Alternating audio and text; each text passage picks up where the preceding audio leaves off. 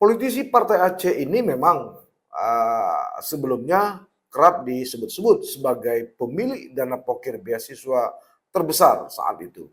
Namun pada sidang yang lalu, Iskandar mengaku justru tidak memiliki koordinator lapangan dan tidak mencari mangsa alias penerima beasiswa maksud saya di tahun 2017 silam.